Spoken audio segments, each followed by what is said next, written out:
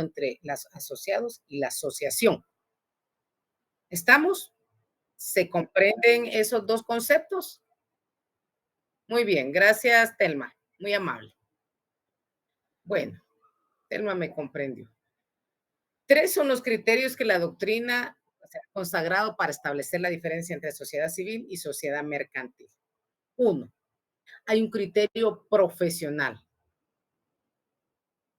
Se establece, aquí estamos hablando ante una sociedad civil y sociedad mercantil, conforme a ese criterio, una relación jurídica tiene naturaleza mercantil cuando el sujeto que interviene tiene la calidad de comerciante. Les decía la semana pasada, entonces es un profesional. Si no se da este presupuesto, estamos ante una sociedad civil. Una sociedad mercantil porque tiene la calidad profesional del comerciante. Si no tiene esa calidad, estamos ante una sociedad civil. El criterio objetivo. Este se establece porque dice que surge después de la publicación del Código Napoleón. La diferencia entre la sociedad civil, ya la vimos, y la sociedad mercantil se van a establecer por la serie de actos que van a realizar. Deben de ser congruentes. No podemos decir que somos una sociedad cuando estamos lucrando. Allí es donde a veces se han dado esos problemas jóvenes de ¿en qué estamos? ¿Verdad? ¿Cuál es el sentido? Esa diferencia entre la sociedad, porque bajo esa idea, si una sociedad, su objeto social lo constituye actos calificados por la ley como actos de comercio, la sociedad es mercantil. En caso contrario, la sociedad es civil, pero a veces se confunden. Cuando nosotros vemos realmente y nos decepcionamos, yo no sé si usted se decepcionó, cuando usted ha escuchado en algunas ocasiones, ahora ya no es tanto, pero un tiempo sonó mucho, que la Teletón, la gente dejó de aportar y se dejó de desvivir y era una fiesta porque empezaron a lucrar. Allí se arruinó la cosa, ¿verdad? Ese objetivo ya no era el objetivo de una sociedad, de una asociación, sino de una sociedad. Pero como estaba gallo gallina, nunca se comprendió. La gente habla mucho, lo que sí es que vino a afectar esa asociación. Porque se supone que no podía ser una sociedad en virtud que está para ayudar. Y eso lo único que estaba permitiendo era afectando esa objetividad, esa naturaleza para la que fue creada. Entonces aquí tenemos el otro que es criterio o forma, ¿verdad? Cuando estamos ante este criterio, ante esta forma, el que es el criterio formal, ¿verdad? Es llamado constitutivo. Este es el más aceptado, ¿verdad? Porque este criterio, el procedimiento para encontrar la diferencia, la ley lo regula en una serie de tipos de sociedades consideradas de naturaleza mercantil. Por eso es que es el más aceptado, porque es un criterio o una forma de cualquier otra calificación. Sin el contexto de este instrumento público se adopta una de las formas establecidas en el Código de Comercio, que la sociedad es mercantil. Entonces estamos aquí, que como es un criterio, ¿verdad? Formal, entonces las sociedades mercantiles se diferencian de los comerciantes individuales en esto, en que desde el momento de su constitución legal son personas revestidas de la calidad de comerciantes, sin exigirles la prueba de su ejercicio habitual comercio. Lo que decía el compañero, bueno, y el que anda en la calle gritando aguacates, limones, es comerciante, pero es un criterio formal porque es llamado constitutivo, es el más aceptado por las legislaciones modernas y por el Código de Comercio guatemalteco. La ley mercantil establece una serie de tipos de sociedades consideradas de naturaleza mercantil. Ya la vimos en el artículo 10, la vamos a estudiar después. Fuera de cualquier otra calificación o circunstancia especial, cuando se celebra el contrato de sociedad, si en el contexto de instrumento público se adopta una de las formas establecidas en el Código de Comercio, la sociedad es mercantil. De lo contrario, va a ser civil. O sea, es la forma de la Constitución. En otras palabras, hay que buscar la diferencia en la constitución de la sociedad, ¿verdad? Si es conforme al código de comercio o al código civil. Si es de conformidad al Código de Comercio, estamos ante una sociedad. Si es de conformidad al Código Civil, estamos ante una asociación. Entonces, siendo irrelevante la actividad a que se vaya a dedicar, ante la duda, vayamos a la ley, partiendo de la diferencia de la constitución de la sociedad. Por eso repito, si es conforme al Código de Comercio o al Código Civil. Fácil.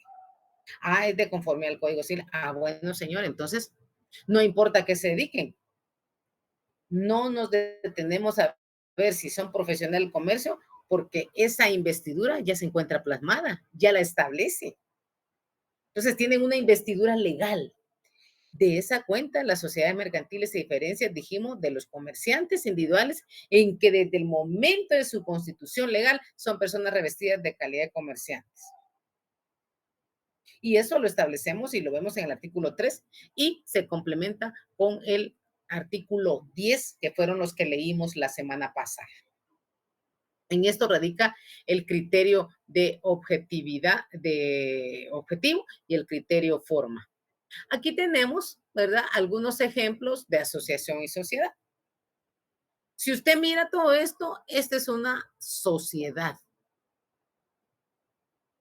¿verdad? Esta es asociación, todos se quieren ayudar. Las asociaciones benéficas, esa es una asociación. La cooperativa, le decía anteriormente, ¿qué es lo que establece las asociaciones? La asociación reparte sus dividendos. Usted va a la cooperativa, usted vive en Amatitlán o donde usted viva, pues aquí existe una asociación que es la cooperativa UPA. Entonces, esta cooperativa, Unión Progresista Matitlaneca, esa es la asociación. Usted va a comprar constantemente, va a encontrar los productos más económicos. ¿Por qué? Porque usted tiene que ser, ay, se me fue la palabra, tiene que ser, que no es socio, no, sí, tiene que ser socio, pero tiene que, ay, asociado. Tiene que ser asociado, así es, tiene que estar asociado a la cooperativa. Y entonces, como usted está asociado, le van a dar, tiene que ir a aportar mensualmente, ¿verdad? Y si usted tiene que tener cierta cantidad de dinero mensualmente para que cuando usted vaya a comprar, aparte desde ese aporte que usted hace mensualmente,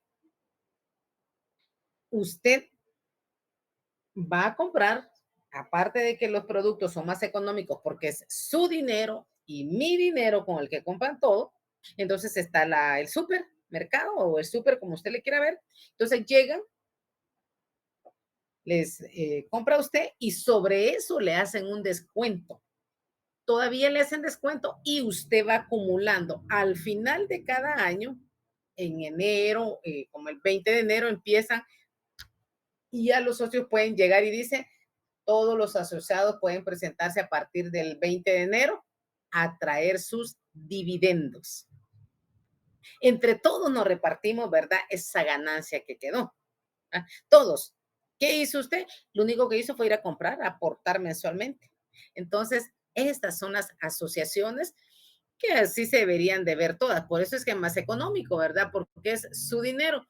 Y si va a tener un préstamo, pues obviamente el préstamo va a ser con mejores ventajas que en un banco. Luego tenemos lo que es el contrato de sociedad. Cuando hablamos de este contrato de sociedad, porque aquí, permítame, solo le voy a dar ingreso a su compañerito.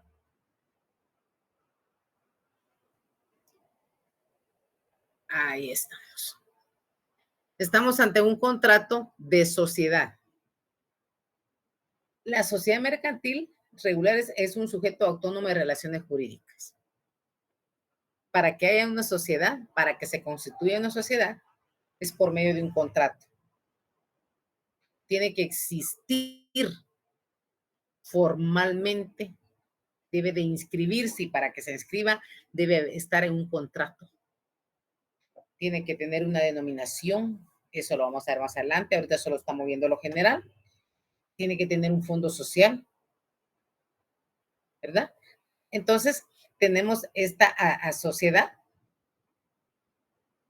tiene que tener este contrato tiene que reunir cada una de esas particularidades que lo hacen o que la hacen, ¿verdad?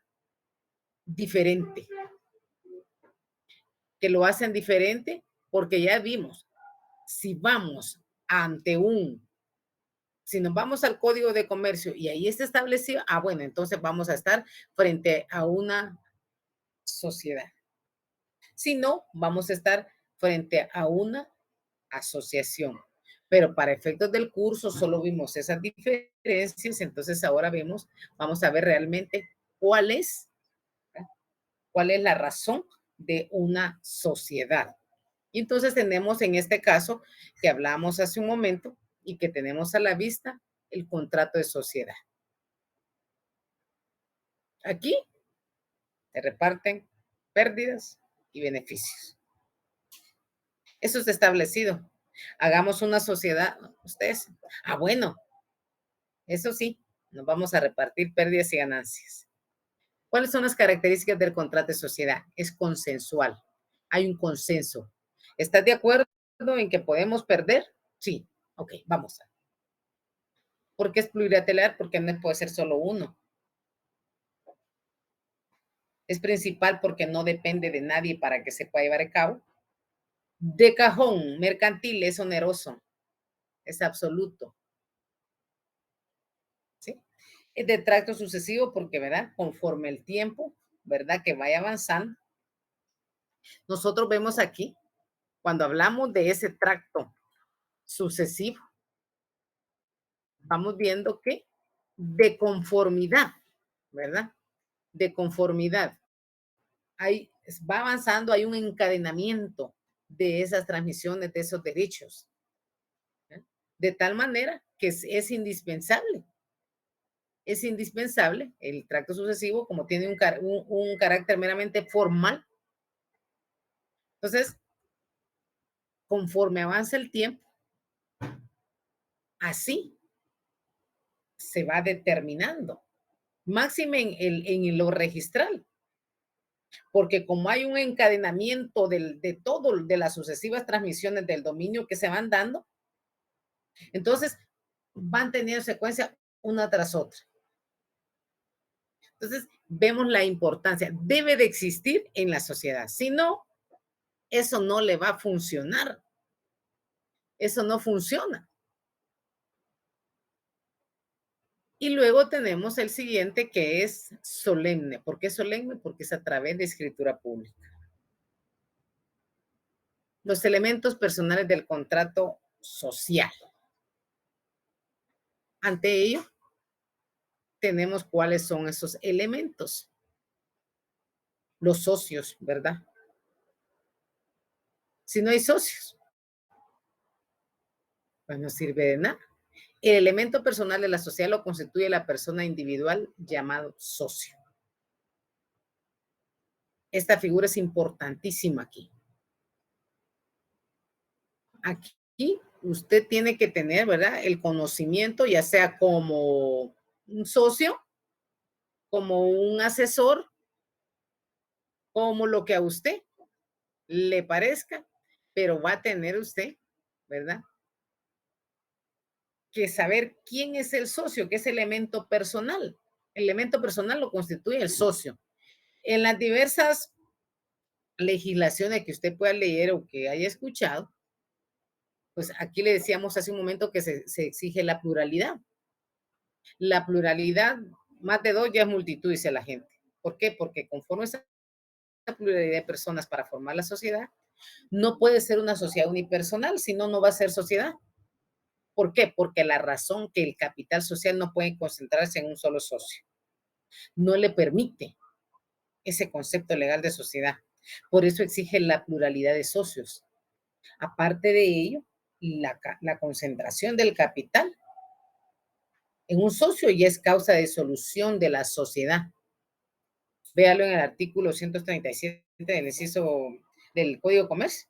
Entonces, pertenecer a una sociedad, la persona individual, la calidad de socio, condición de socio, esta condición es de naturaleza jurídica compleja. ¿Por qué? Consiste en ese entrelazamiento, mire, que va uno tras otro de derechos y obligaciones personales, de crédito. Entonces, es una situación compleja, o mejor dicho, un complejo de situaciones conexas. Su relevancia hace que el derecho unifique situaciones, haciendo depender una de otra, ¿verdad? Entonces, aquí estamos las personales, que son los elementos personales del contrato, el nombre, hay que buscar el nombre, la nacionalidad, el domicilio de los socios, en la sociedad, la razón social. ¿Cómo le vamos a poner? El zapato loco, pongámosle el zapato loco. El domicilio, ¿dónde va a estar su domicilio? El tiempo para su creación y cuál es el fin de la creación de esa sociedad. Elementos reales, capital, reserva y aportaciones, o sea, dinero. Elementos funcionales, sistema de administración y nombramiento de administradores, sistema de liquidación y nombramiento de liquidadores, distribución de utilidad. Y caso de vaya mija. Entonces, ¿cuáles son las obligaciones del socio? Cada socio tiene la obligación de aportar a la sociedad el trabajo o el capital que sea obligado en la escritura social. En la escritura constitutiva se va a establecer si es un aporte capital, si es intelecto, si son bienes, hay que establecerlo. Esas son las obligaciones del socio. Pero usted sabe que en una situación contractual hay derechos y hay obligaciones. Y entre esas obligaciones, pues ya vimos que tenemos el aporte de industria y el aporte capital, pero derechos del contenido patrimonial. Esto va a facultar al socio para exigir a la sociedad una prestación que aumente su capital particular. Usted no va a decir, me voy a meter de socio y voy a arreglar mi dinero. No, señor. Así no es. Entonces, le diría a su familia, ¿para qué te vas a meter si solo vas a perder? No. Aquí definitivamente tenemos que tener por sentado que su patrimonio va a crecer. Su patrimonio. Obviamente, ¿con qué? Con su trabajo.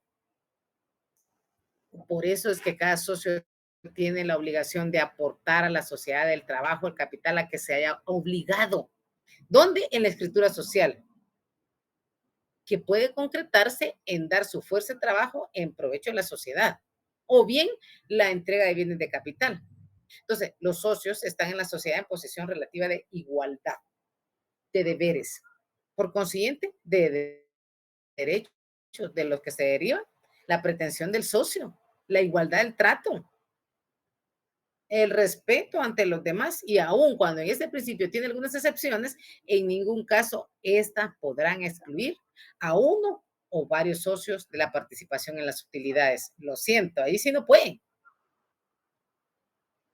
Entonces, la naturaleza del aporte determina la calidad de socio. El que aporta trabajo es un socio industrial. ¿En qué consiste? En el trabajo que realiza para que la sociedad pueda cumplir con el objeto para el cual fue creada. ¿Para qué fue creada?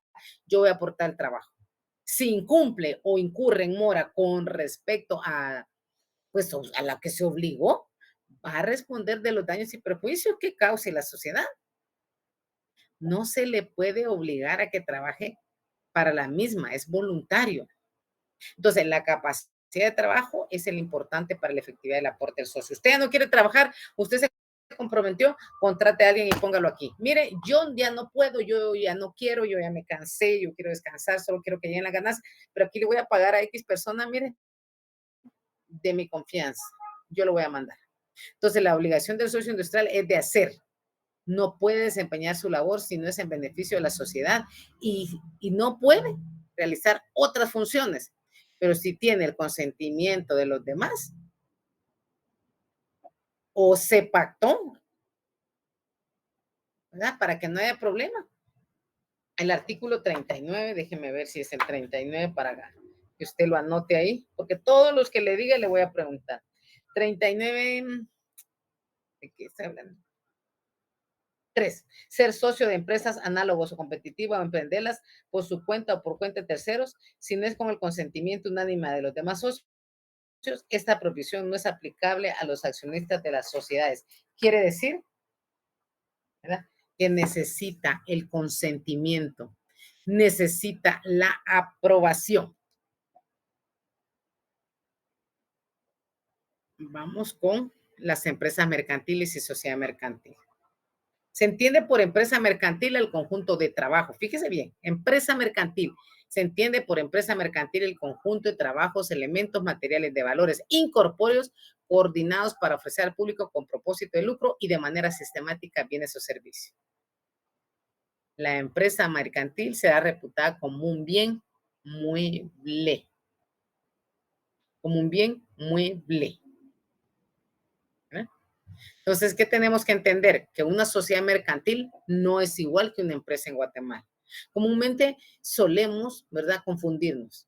Las personas se refieren a las sociedades anónimas como empresas. Sin embargo, el concepto es distinto.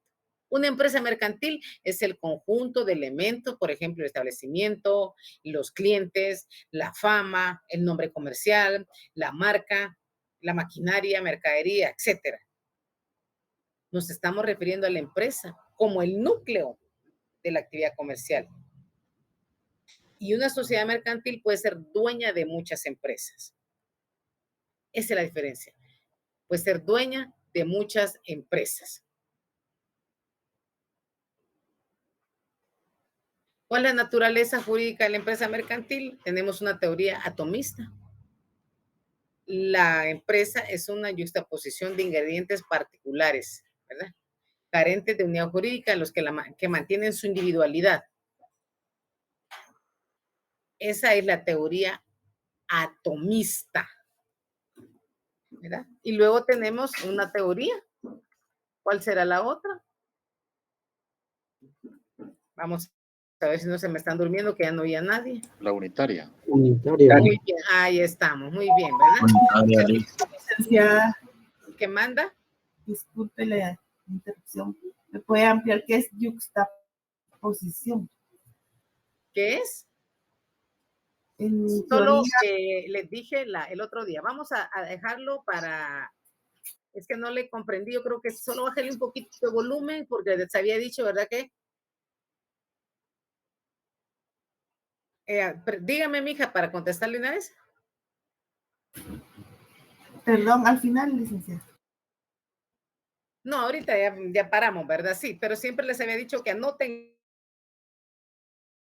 y al final, pero dígame. Sí, es que como Ajá. explicó teoría atomista, me estoy dudando, dice yuxtaposición. La palabra yuxtaposición se refiere a la adición, o sea, una asociación de dos términos.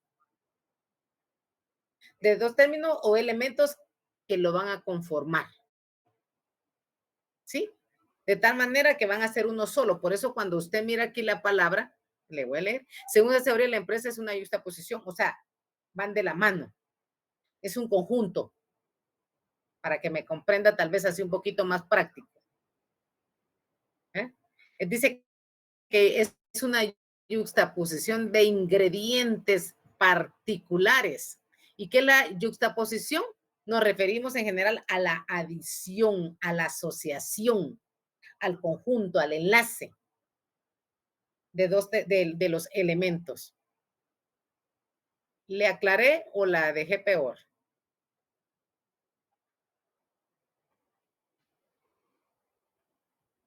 No, no me escuchó. Bueno, vamos a continuar, ¿verdad? Solo nos detuvimos ahí por ella, pero ya no está por allí. Entonces decíamos que ahora estábamos en la atomista, ¿verdad? De ahí fue donde nos quedamos. Ya vieron por qué les digo que mejor al final a veces se damos la duda, porque ahí ya nos perdemos. ¿Qué es la teoría atomista? Para que ella la entienda, afirman que los átomos eran indivisibles y se agregaban al vacío. Esos eran los átomos, por eso es atomista. Nos está hablando de átomos. Por eso es que lo hace esa relación de esa química y esa física. Ustedes vayan allá por tercero básico.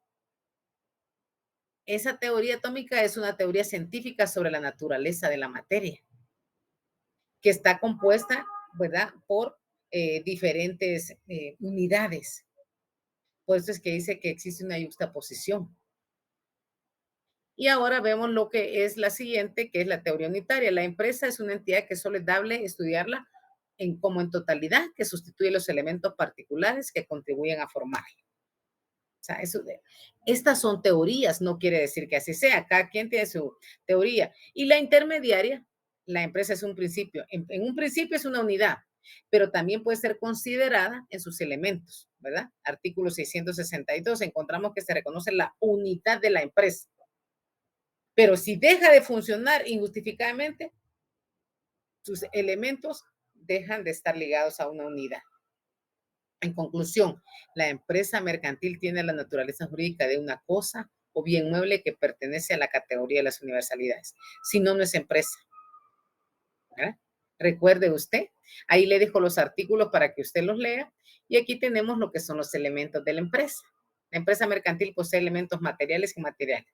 Los materiales, le decía hace un rato, los contratos, el establecimiento, la maquinaria, las marcas. Los elementos inmateriales, la clientela, la fama mercantil, denominados que son incorpóreos.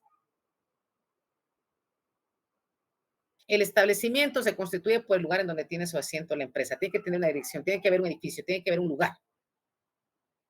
Y los contratos de arrendamiento. Arrendamiento de inmuebles, la ubicación, ¿verdad? Se le va a asignar un valor. La razón para celebrar estas circunstancias, que a eso se le denomina el derecho de llave.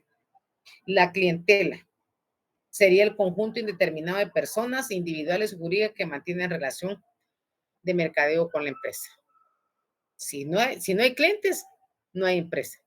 La fama es el reconocimiento que las personas le tienen al establecimiento por las reglas, métodos, sistemas de organización. Usted dice, yo voy a comprar tenis Puma, yo voy a comprar, qué sé yo. Eso ya son elementos, ¿verdad? Luego tenemos el nombre comercial y los demás signos distintivos, que también son elementos, las marcas, el nombre comercial, la propaganda, todo lo que tiene que hacer. La empresa es un bien mueble que se puede enajenar, se puede arrendar, se puede tener en usufructo. Puede ser de donación o de disposición de última voluntad. El procedimiento a realizar para la venta de una empresa va a depender de quién sea el enajenante. Si el vendedor es una sociedad, debe seguirse el mismo procedimiento de la fusión de sociedades, como que se estuvieran fusionándose. En cambio, si el vendedor es persona individual, se deben hacer publicaciones en el boletín del registro mercantil. Y la sociedad mercantil es un grupo de 2 o más personas que se unen para formar una empresa. Las sociedades mercantiles están establecidas y reguladas en el Código de Comercio. Entonces, con esto terminamos, ¿verdad? Con esto terminamos el tema y esto ya lo tiene usted ahí en su